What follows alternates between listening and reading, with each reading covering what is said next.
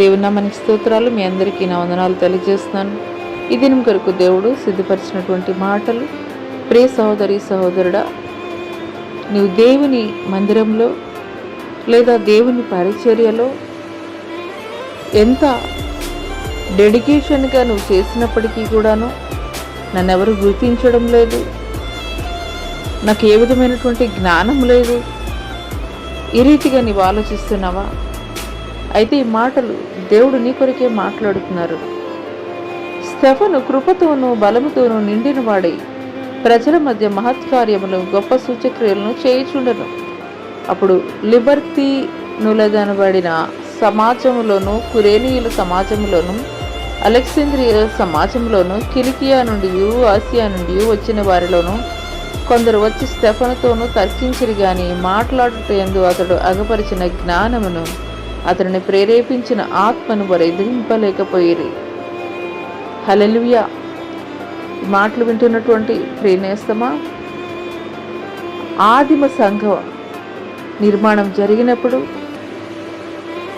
మరి సంఘము విస్తరించబడుతున్నటువంటి క్రమంలో విధవరాండ్రకి మరి భోజన పరిచర్య జరిగించే నిమిత్తము మరి కొంతమందిని ఆ సంఘములో నుండి ప్రత్యేకపరుచుకున్నటువంటి క్రమంలో స్తెఫను అనేటువంటి ఒక యవనస్తుడు కూడాను ఉన్నారు. అయితే స్తెఫనికి ఉన్నటువంటి బాధ్యత ఏమిటంటే అక్కడ భోజన పరిచర్య, విధవరాండ్రకి భోజన పరిచర్య జరిగించే ఆ యొక్క పని నిమిత్తమే ప్రత్యేకపరుచుకున్నారు.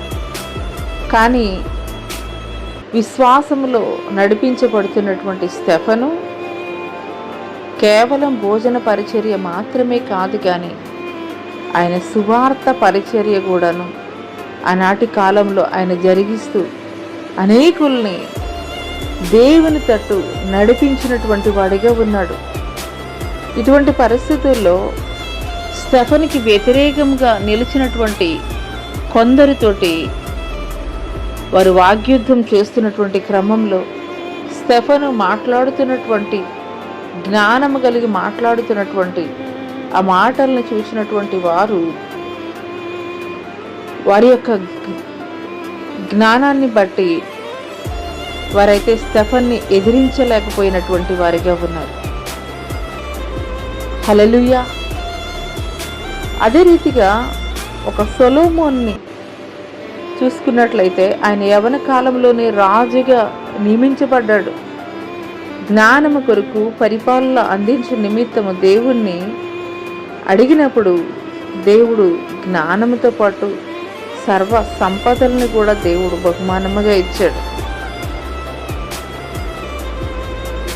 దేవుడు అందించినటువంటి జ్ఞానముతోటే మరి పరిశుద్ధ గ్రంథములో సామెతలు, పరమగీతము, ప్రసంగి గ్రంథాలని ఆయన రాయగలిగేటువంటి గొప్ప జ్ఞానిగా అయితే గనక ఆయన నిలబడినటువంటి వాడిగా ఉన్నాడు. హల్లెలూయా.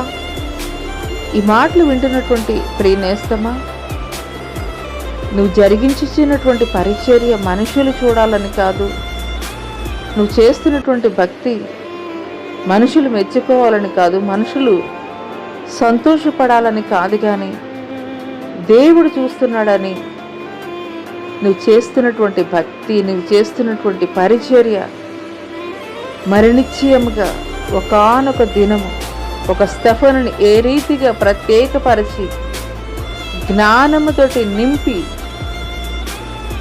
అక్కడ అధికమైనటువంటి జ్ఞానము కలిగినటువంటి వారు ఉన్నప్పటికీ కూడాను దేవుని జ్ఞానముతోటి నింపబడినటువంటి ఒక స్తెఫను యొక్క జ్ఞానము ఎదుట